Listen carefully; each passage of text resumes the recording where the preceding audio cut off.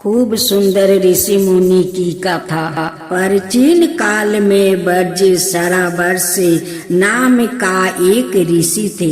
उनका यह विश्वास था कि पृथ्वी से दूर स्वर्ग नाम का कोई स्थान है। मनुष्य मृत्यु का बाद वहाँ जाता है और पृथ्वी पर दान करने से उसे स्वर्ग में ऊंचा स्थान मिलता है। उनका एक ही पुत्र था, उसका नाम नचिकेता था। उसे उनका दान करना बहुत बुरा लगता था। वो मन ही मन कहता, इस धन का उपयोग हम यही अपने सुख के लिए करें तो कितना अच्छा होगा। पर वो धन मेरा तो है नहीं, मैं उन्हें दान करने से रोक भी कैसे सकता हूँ। बर्ज साबर्ज जानते थे कि नचिकेता को उनका दान करना बुरा लगता है। वो नचिकेता को प्यार भी बहुत करता था, पर उन्हें स्वर्ग में प्राप्त होने वाले सुख की चिंता इतनी अधिक रहती थी कि वो इस लोक में रहने के सुख की ओर ध्यान नहीं दे पाते थे। एक बार बर्ज साबर्ज ने 100 गाये इंद्र देवता के नाम पर एक ब्राह्मण को दान दे दिया। गाय बड़ी दुबली पतली और दूध ना देने वाली थी, इसलिए वो मन से दुखी थे कि इनसे अच्छी स्वास्थ्य और दूध देने वाली गायें उनके पास दान करने को क्यों ना हुई। नचिकेता ने पिता को दुखी देखा तो उनसे बोला, पिताजी आप दुखी क्यों है? आपके पास तो उन गायों से अधिक मूल्यवान चीज है, आप उसे भी दान क्यों नहीं कर देते हैं? बर्ज साबर्ज ने पूछा, वो क्यों? नचिकेता ने कहा, वो मैं हूँ। बर्ज साबर्ज ने झुंझलाकर कहा, जो मैंने तुम्हें भी दान किया है। नचिकेता ने पूछा, किसे? बर्ज साबर्ज ने बोला, यम को। नचिकेता उसी समय घर छोड़कर मृत्यु के देवता यम की खोज में चल दिया। वो मृत्यु से डरता था, फिर भी उसे सोचा, इससे पहले भी लोगों दुनिया में मरते रहे हैं और इससे आगे भी मरते रहेंगे, इसलिए मौत से डर किस बात का। चलते चलते नचिकेता यम के द्वार तक पहुंच गया। वहां उसे मालूम हुआ कि यम कहीं बाहर गए हुए हैं, 3 दिन बाद लौटेंगे। वो 3 दिन तक उनके द्वार पर पड़ा रहा, उनके लौटने की प्रतीक्षा करता रहा। जब यम लौट कर आए तो उन्होंने उससे पूछा, तुम कौन हो? यहाँ कैसे आना हुआ है? नचिकेता ने कहा, मेरे पिता ने मुझे आपको दान दिया है, अब मैं यही रहूंगा। यम बोले, दान दान कैसा दान? दान का तो 2 पक्ष होते हैं, एक देने वाला और एक लेने वाला। जहाँ लेने वाला कोई मौजूद ना हो वहाँ दान कैसा देते हैं? नचिकेता ने यम से बहुत तर्क किया, पर वो किसी तरह उसे अपने साथ रहने को तैयार नहीं हुए। आखिर उसे अपने घर लौट कर आ नहीं पारा। पिता ने उसे देखा तो वह आश्चर्य में पड़ कर रह गए।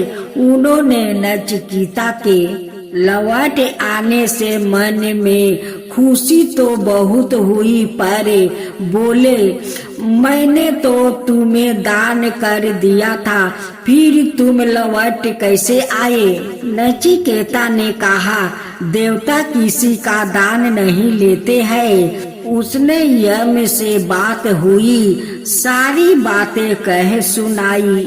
बर्ज सा बर्ज के अपने विश्वास में फिर भी कोई कमी नहीं आई। वो पहले की तरह ही दान करते रहे। खूब सुंदर एक राजा और दो रानी की कथा। राजा उच्चतान पद की दो रानियां थी। एक का नाम सुमिति और दूसरी का नाम सुरुचि।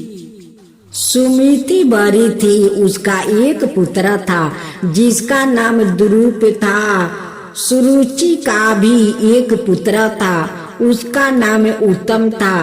राजा छोटी रानी सुरुचि का बहुत प्यार करता था। राजा उसकी हर बात मानता और वो जैसा कहती करने को तैयार हो जाता था। सुमिति बेचारी मन मारे महल में पड़ी रहती थी और सुरुचि उसका जो अपमान करती उसे सहन करती थी। सुरुचि ने राजा से यह वचन ले लिया था कि उसके बाद गद्दी का अधिकारी मेरा बेटा उत्तम होगा, दुरूप नहीं। सुरुचि ने राजा उच्चतान पद से सुमिति की इतनी बुराई की कि उसे महल से निकलवा दिया। राजा ने उसके लिए एक अलग निवास बनवा दिया और वो अपने पुत्रा के साथ अकेली उसमें रहने लगी। दुरूप जब 5 बरस का हुआ तो एक दिन उसने अपनी माँ से पूछा, मेरे पिता कौन है? सुमिति ने उसे राजा उच्चतान पद का नाम बता दिया। नौकर को द्वार पर छोड़कर दुरूप महल में बेरोक घुसता चला गया। वो राजा का कमरे में पहुंच गया। राजा अचानक उसे देखकर बहुत प्रसन्न हुआ। उन्होंने उसे बुलाकर अपने पास ही पलंग पर बैठा लिया। उसी समय सुरुचि कमरे में आ गई। उसने राजा से कहा, तुम्हें अपना वचन याद नहीं है? तुमने इस गंदे लड़के को अपने पास कैसे बैठा लिया? उतारो इसे नीचे और भगाओ यहाँ से। राजा मुख से कुछ भी ना बोल सके। दुरूप खुद पलंग से नीचे उतर कर उसी क्षण वहां से चला गया। उसके मन पर गहरी चोट लगी थी। घर आकर उसने सारी बातें अपनी माँ को बताई। सुमिति उसे सुनकर बिस्तर पर जा लेटी और सिसक सिसक कर रोने लगी। दुरूप से माँ का यह दुख देखा ना गया। उसका दुख दूर करने का विचार उसके मस्तक में घुसने लगा। कुछ दिन बाद एक दिन दुरूप ने अपनी माँ से पूछा, माँ, दुनिया में मेरे पिता से भी बड़ा क्या कोई और है? सुमिति ने कहा, भगवान तेरे पिता से भी बड़े हैं। वो सुनते हैं और वो सबका दुख भी दूर करते हैं, पर पता नहीं वो कहाँ रहते हैं। उन्हें किसी ने अपनी आँख से तो देखा नहीं है। दुरूप ने मन में सोचा, भगवान कहीं भी हो, मैं उनसे मिलूंगा जरूर। उसी रात जब उसकी माँ बिस्तर पर सोई हुई थी, वो चुपचाप उठा और घर से निकल कर चल दिया। चलते चलते वो अपने घर से बहुत दूर निकल आया। बच्चा समझ कर लोग उसे जो कुछ खाने को दे देते वो उसे खा लेता और आगे चल देता। सवेरे से शाम तक वो हर समय चलता ही रहता था और रात को जहाँ जगह मिलती वहाँ सो जाता। सवेरे उठकर फिर चल देता। उसके मन में एक ही इच्छा थी कि भगवान उसे कहीं मिल जाए।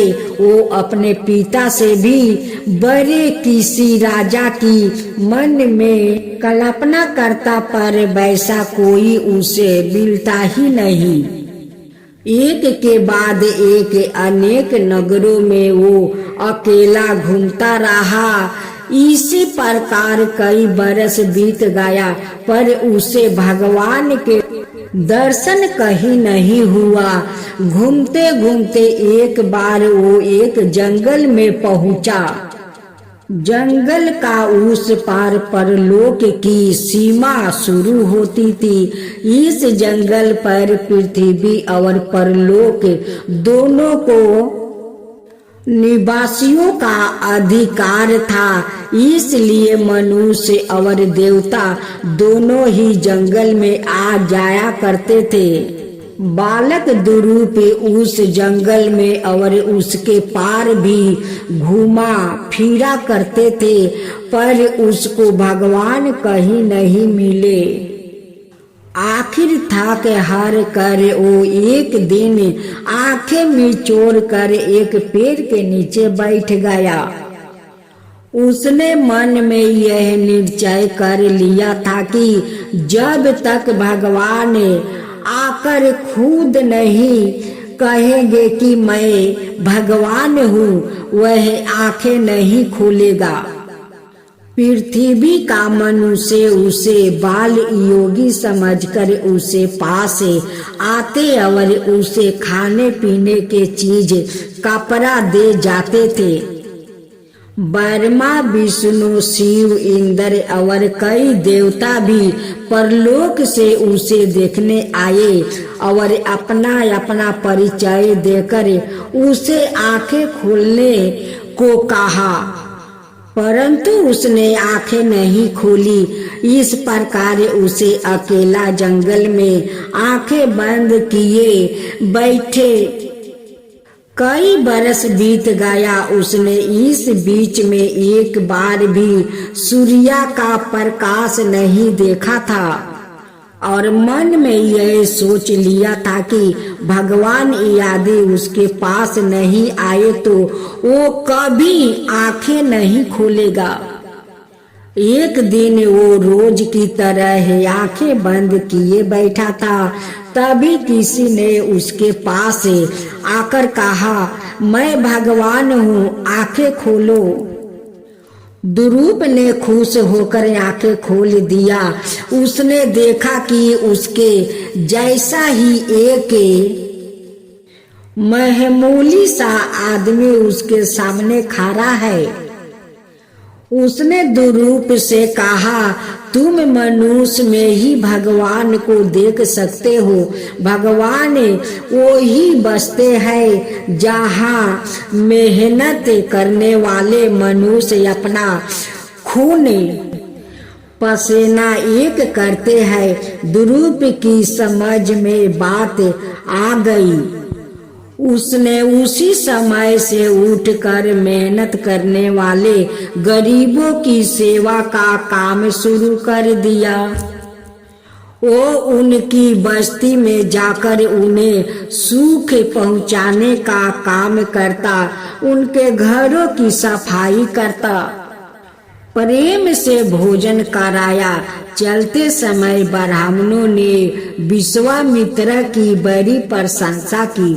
जब सब चल गए तो विश्वामित्र ने त्रिशंकु को अपने विमान में बैठाकर स्वर्ग की सैर करने के लिए भेज दिया। सरग का देवताओं को जब यह पता चला कि पृथ्वी से एक मनुष्य विमान में बैठकर उतरा हुआ सरग की ओर बढ़ता चला आ रहा है, तो इंद्र देवता ने आगे बढ़कर त्रिशंकु के विमान में टक्कर मार दिया और उसे नीचे ढकेल दिया। त्रिशंकु पृथ्वी की ओर गिरने लगे। विश्वामित्रा को देवताओं की यह बात बहुत बुरी लगी। उन्होंने यह निश्चय कर लिया कि त्रिशंकु को सरग में भेज कर ही रहूंगा। वो बार बार त्रिशंकु को विमान में बैठाकर ऊपर सरग की ओर भेजते थे और हर बार देवता उसे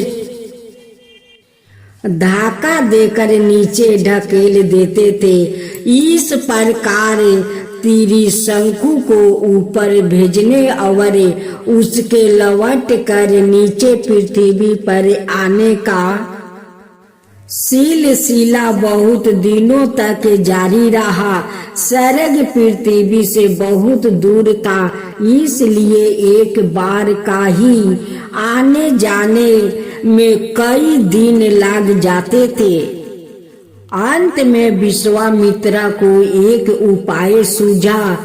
उन्होंने ऐसा ही किया। उन्होंने 100 योनों का एक बड़ा सा बेड़ा बनाकर आकाश के पार ले जाकर खड़ा कर दिया। त्रिशंकु का विमान जैसे ही उतरता हुआ सरग के पास तक जाता, इंद्र देवता उसे धक्का मार कर नीचे गिरा देते थे। तब त्रिशंकु योनों के उस बेड़े पर ही रुक जाता था और वही से उड़ान भर कर विमान को फिर सरग की ओर ले जाता था। विश्वामित्रा के पुत्र धीरे धीरे बड़े को और उठाते रहे। इस प्रकार उनका बेड़ा सरग के बहुत पास तक पहुंच गया। इसे त्रिशंकु को अपना विमान बार बार उड़ा कर सरग की ओर ले जाने में आसानी हो गई।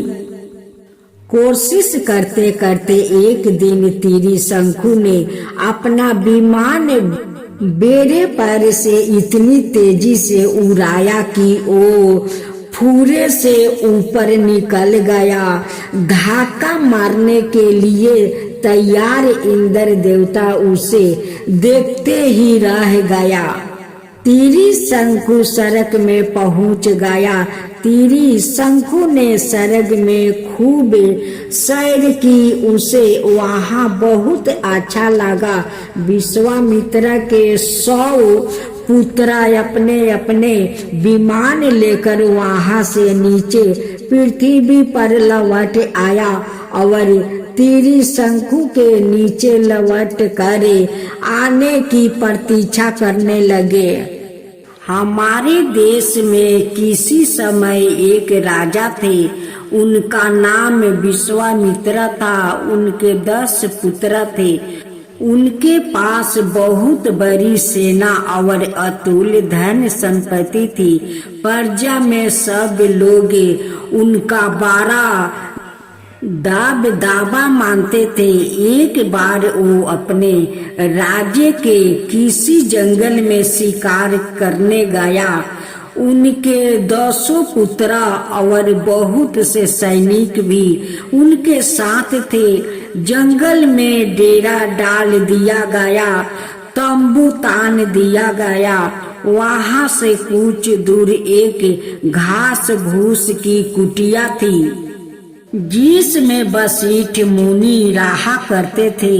उन्होंने जब सुना कि राजा जंगल में आए हुए हैं, तो एक दिन विश्वामित्र को अपनी कुटिया पर भोजन के लिए आमंत्रित किया। विश्वामित्र जब अपने पुत्र को और कुछ सैनिकों के साथ कुटिया पर पहुँचे तो वशिष्ठ ने उनका बड़ा स्वागत सत्कार किया। उन्होंने सोने चांदी के बर्तनों में परोस कर तरह तरह के स्वादिष्ट भोजन करवाए। भोजन करने के पश्चात राजा ने वशिष्ठ से पूछा, आप रहते तो घास भूस की कुटिया में है, आपने यहाँ यह सोने चांदी के बर्तन और खाने पीने की यह वस्तुओं कहाँ से जुटा लिया? वशिष्ठ ने कुटिया के पास बंधी हुई गाय को दिखते हुए कहा, मेरे पास यह नंदी गाय है, यह मन भर दूध रोज देती है, इसलिए मुझे कभी किसी चीज की कोई कमी नहीं होती है। मैं जब जो चीज चाहूं दूध के बदले में प्राप्त कर सकता हूँ। नंदी गाय को देखकर राजा मोहित हो गया। वो वशिष्ठ से कहने लगे, यह दे सकता हूँ।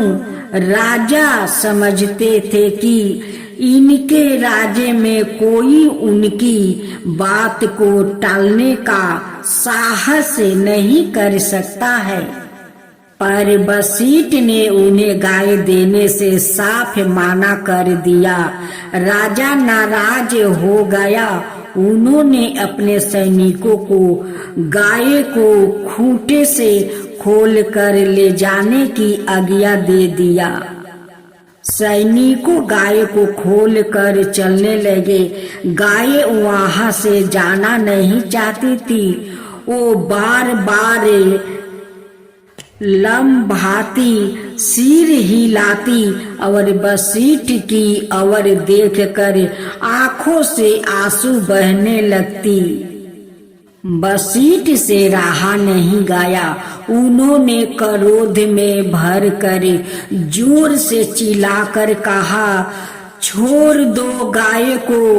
राजा होने का यह तो अर्थ नहीं कि तुम प्रजा की कोई भी चीज जब चाहो लेकर चल दो। कुटिया पर मचा हुआ शोर सुनकर पास के खेतों में काम करने वाले किसान लाठियां लेकर वहां आ गया।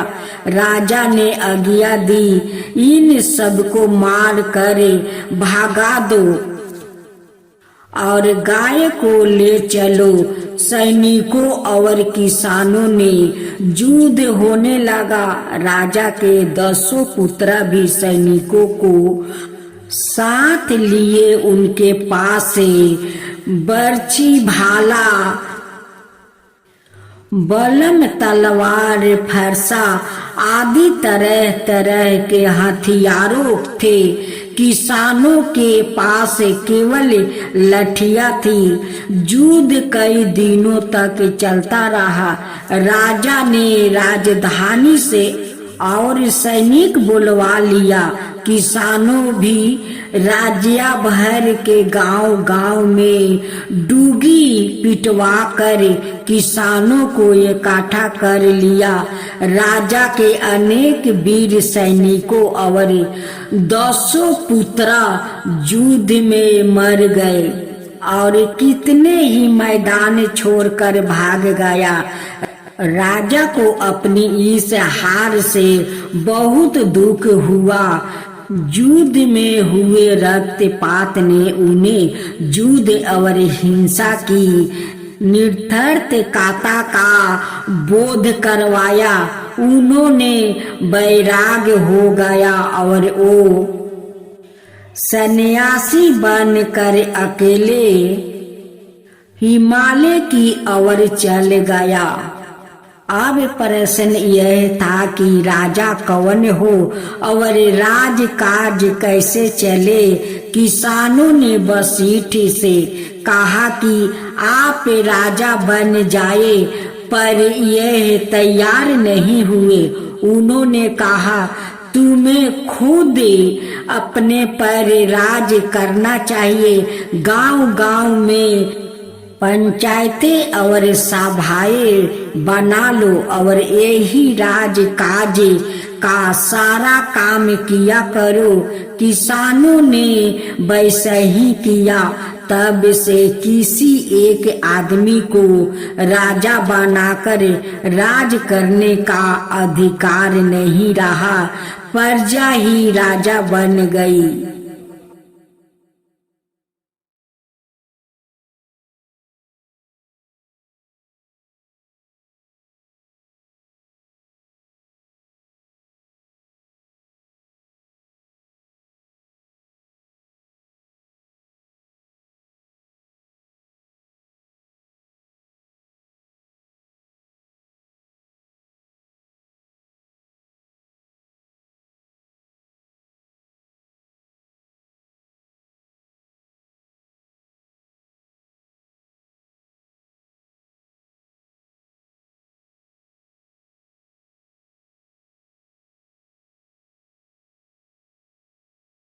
कपिल मुनि महायोगी गर्दम ऋषि का पुत्र थे।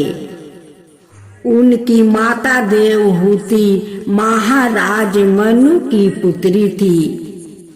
कपिल मुनि को भगवान का 5वां अवतार मानते हैं और ये सिद्ध पुरुषों में सबसे ऊंचे समझे जाते हैं। महर्षि गर्दम अपने पिता भगवान बर्मा की आज्ञा को स्वीकार करके बिंदुसार तीर्थ के समीप तपस्या कर रहे थे। सभी आदिराज मनु इनके आश्रम पधारे और अपनी कन्या देवहूति का इनके साथ विवाह कर दिया। ऋषि तो गृहस्थ जीवन से विरत थे। वो तपस्या में लग गए। राजकुमारी देवहूति तन मन से पति की सेवा में जुट गई। वन में से समिधाए कुश फल और जल लाती थी और आश्रम को स्वच्छ रखती थी। वो भी अपने पति की तरह भगवा वस्तु धारण कर रही थी। उनके बाल जो एक समय सुगंधित तेल से सने रहते थे, अब जटाओं के रूप में बदल गए थे। शर्म और कष्ट से वो बहुत दुबल हो गई थी, किंतु फिर भी बड़ी प्रसन्नता से निरंतर पति की सेवा में लगी रहती थी। एक दिन महर्षि का ध्यान अपनी पत्नी की सेवा पर गया। वो बहुत पसंद हुआ। देवहूति की यह इच्छा थी कि उनके संतान हो। महर्षि ने अपने तपोबल से वहाँ सुंदर भवन बनाया। सैकड़ों दास दासियों राजसी वस्तु रत्न आभूषण पहने और सभी दूसरी वस्तुएं उत्पन्न कर दी। इस प्रकार गृहस्थ जीवन में बहुत बरस बीत गए। उनके 9 पुत्रियां हुई। ये भी सब ऊंचे कोटि का ऋषियों से ब्याही गई थी। इनमें अत्रि ऋषि की पत्नी अनसुईया और वशिष्ठ ऋषि की पत्नी अरुनीति का नाम सभी जानते होंगे। कर्दम ऋषि का हृदय में पुण्य वैराग्य उत्पन्न हो रहा था। वो विषय भोगों में इस प्रकार अपना जीवन नष्ट नहीं करना चाहते थे। देवहूति का कोई पुत्र न होने से वो बहुत दुखी थी। ऋषि ने उनके दुखों को पहचान कर कहा, भर्द व्याकुल मत हो, तुम्हारे गर्भ से परम पुरुष प्रकट होने वाले हैं। वो तुम्हें तत्व ज्ञान का उपदेश करेंगे। उनका दर्शन करके ही मैं तपस्या करने जाऊंगा। जब कपिल अपनी माता का गर्भ से उत्पन्न हुए, उस समय आकाश में अनेक प्रकार के बाजा बाजने लगे, गंधर्व नाचने लगे, अप्सराएं गीत गाने लगी और देवता पुष्प वर्षा करने लगे। उस समय ब्रह्मा प्रकट हुए। उन्होंने मुनि से कहा, यह बालक साक्षात ईश्वर है, यह सब सिद्धियों का स्वामी होगा और कपिल नाम से विख्यात होगा। सब संसार इसकी पूजा करेंगे। संख्याय शास्त्र का उपदेश देने के लिए ही इसने यह जन्म ग्रहण किया है। कर्दम मुनि बालक से आज्ञा और उपदेश लेकर वन में तप करने चले गए।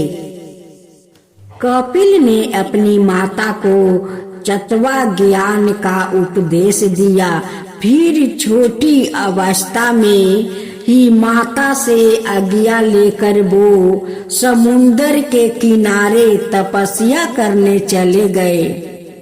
आज भी गंगा सागर संगम पर कपिला आश्रम के दर्शन हो जाते हैं। इनकी माता ने इनके बतलाए हुए ज्ञान में चित्त को एकाग्र करके मोक्ष प्राप्त किया। महाराज सागर अश्वमेध जग कर रहे थे। इंद्र ने हिंसा के कारण जग के घोड़ों को चुरा कर उसे कपिल मुनि के आश्रम में बांध दिया। जब सागर का 60,000 पुत्र घोड़े की खोज करते हुए इनके आश्रम पहुँचे, तब घोड़े को वहां बांधा देख कर इसने दूर वचन कहने लगे। इससे क्रोधित हो गए। कपिल मुनि ने अपने योग बल से इन्हें भस्म कर दिया। भागीरथ महातप करके गंगा जी को पृथ्वी पर लाए, तब इनका उद्धार हुआ।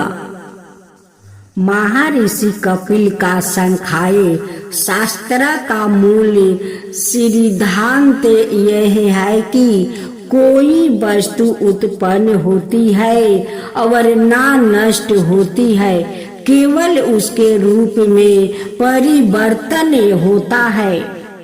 किसी वस्तु के प्रकट होने पर हम उसे देख सकते हैं और उसके विलीन होने पर पछताते हैं। उन्होंने कुल 25 पदार्थ निश्चित किया है, जिसने मिलकर संसार की सब रचनाएं हुए हैं।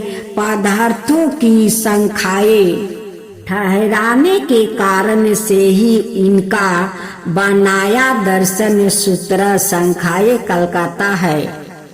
इन्होंने 3 प्रमाण माने हैं। पहला प्रत्यक्ष प्रमाण है, जिसका अनुभव हमें इंद्रियों द्वारा होता है। दूसरा अनुमान है, जैसे हम धूम से अग्नि का अनुमान करते हैं। तीसरा शब्द परिमाण, शब्दों से होने वाले ज्ञान के कारण को कहते हैं। कपिल वेदांत की भांति सब जीवों की एक ही आत्मा नहीं मानते थे। वो कहते थे कि यदि ऐसा हो तो राम को सुख होने पर शाम को भी उसका अनुभव होना चाहिए।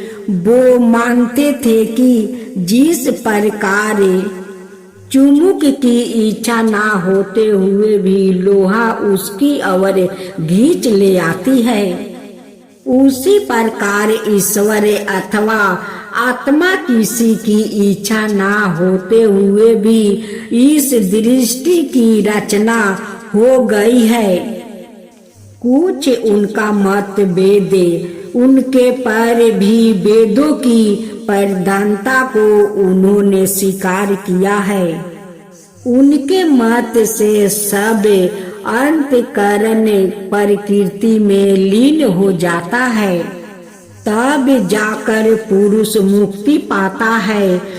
जो ऐश्वर्य के मद में उन्मत्त हो, जो भूखे से पीड़ित हो, जो कमी है, जो अहंकार से मूढ़ हो रहा है, ऐसे मनुष्यों को ज्ञान नहीं हो सकता। दुष्ट के पास लक्ष्मी हो तो वो लोक का नाश करने वाली होती है। जैसे दूध सांपों को विष को बढ़ाता है, वैसे ही दुष्ट की लक्ष्मी उसकी दुष्टता को बढ़ाती है। निष्काम धर्म, निर्मल मन, भक्ति, ज्ञान, वैराग्य, योग और आत्मा समाधि द्वार धीरे धीरे पुरुष का अंतःकरण प्रकृति लीन हो जाता है और वो परमानंद पाता है। देवी भांति प्रसिद्ध पंडित शिरोमणि अचवास्पति मिश्रा की साध्वी धर्म पत्नी थी। मिश्रा जी वेदांत दर्शन का धुरंधर विद्वान और एक तपस्वी ब्राह्मण थे। वेद व्यास ने वर्षों दिन तक तपस्या करके वेदांत दर्शन गणित की रचना की थी। विवाह से पूर्व ही मिश्रा जी इसके पठन पाठन और मनन में लाग गए थे। विवाह के समय उन्होंने अपने दाहिने हाथों से अपनी पत्नी का पानी ग्रहण किया था, किंतु उस समय भी उनके बाएं हाथों में यही वेदांत का पेन था। विवाह होने के पश्चात यह फिर उसके पठन पाठन और भाषा लिखने में लाग गया और इस कार्य में इतने तल्लीन हो गए कि इन्हें यह भी याद नहीं रहा कि इनका विवाह हो गया है। भामती भी साधारण स्त्री नहीं थी। उनके हृदय में अपार पति भक्ति थी। उनका सदाए यही प्रयत्न रहता था कि उनके पति की पुनीत साधना सदाए चलती रहे। मिश्रा जी दक्षिण भारत के एक छोटे से गांव में एक छोटे से घर में रहते थे। जिस कोठरी में अपना अध्ययन करते थे उसे इनकी पत्नी गोबर से लीप कर सदाए बड़ा स्वच्छ और सुंदर रखती थी। वो उसमें दीपक के लिए अंडी का तेल और बत्ती का प्रबंध करती और उनकी मिट्टी का दोआत, कलम, पेन, पुस्तक सब प्रेम से सजा कर रखा करती थी। दीपक में तेल कम होने पर उसमें तेल डाल देती थी और उसका गुल झाड़ देती थी। मिश्रा जी हाथों में कलम लिए एकाग्रता से लिखते रहते। बीच बीच में पास बड़ी पोथियों का पेन उलट पलट कर पढ़ते थे। कभी कभी आंखों बंद करके गहरे विचारों में लगा जाते थे और फिर आंखों खोल कर लिखने लगते। रात को पढ़ते पढ़ते जब या सो जाते तब वो पोथियों बांध कर रख देती। इनके सिरहाने एक तकिया लगा देती और इनके चरण दबाते दबाते वो ही इनका चरणों में सो जाती। प्रात काल पति के जागने से पहले वो उठती और धीरे धीरे चक्की से आटा पीसती। जब या जागते तब इनके शौच स्नान के लिए जल देती। इसके बाद इनकी संध्या आदि का प्रबंध करती। फिर भोजन के प्रबंध में जुट जाती। दोपहर के समय जब उन्हों अवकाश मिलता था तब वो पड़ोसी की लड़कियों को बेल फूटे निकालना आदि कला सिखा आती थी। वो लड़कियों इन्हें बदले में अपने घोड़ों से चावल दाल गेहूं आटा जरूरी वस्तुओं लाकर देती थी। उसी से उनका निवारह होता था। इस प्रकार वो दिन रात चुपचाप अपने पति की सेवा में लगी रहती थी। ऐसे करते करते लगभग 50 बरस व्यतीत हो गया और शरीर पर वृद्धावस्था का लक्षण प्रकट होने लगे। एक दिन दीप का तेल बहुत कम हो जाने से बत्ती पर गुल आ गया और प्रकाश बहुत मंद हो गया। उसमें जब वो तेल डालकर उसे संभाल रही थी, दीपक बुझ गया। मिश्रा जी का ध्यान रुक कर अब उनकी ओर गया। वो शीघ्र दीपक जलाकर चलने लगी या असहज से पूछने लगे, देवी आप कौन है जो मेरी इतनी सेवा कर रही है? उन्होंने नम्रता से उत्तर दिया, आप अपना काम कीजिए। दीपक बुझने से जो आपका काम में विघ्न हुआ उसके लिए क्षमा कीजिए। तब मिश्रा जी अतुरता से बोले, नहीं आप परिचय दीजिए। जब तक आप परिचय नहीं देगी मैं पात्रा हाथ में नहीं लूंगा। तब उन्हें कहना पड़ा, स्वामी मैं आपकी विवाहिता पत्नी हूँ। तब इन्हें ध्यान आया कि लगभग 50 बरस पहले उनका विवाह अवश्य हुआ था। मिश्रा जी बोले, यह बात तुमने पहले मुझे क्यों नहीं बताई? उन्होंने कहा, स्वामी मुझे इसी में बड़ा सुख मिलता था कि आपका काम बिना विघ्न के चल रहा है।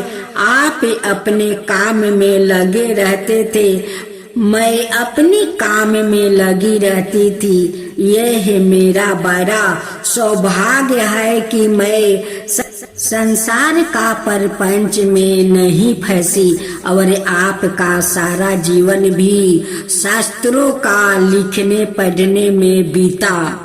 मिश्रा जी बोले, मैंने अपनी जीवन संगिनी को भूल कर और इतने वर्षों तक की उसकी सेवा पर ध्यान ना देकर बड़ा पाप किया है। प्राणेश्वरी मुझे क्षमा करो। यह कहकर या भामिति के चरणों में गिरने लगे। भामिति ने इन्हें उठाते हुए नम्रता से कहा, पतिदेव यह क्या कर रहे हैं?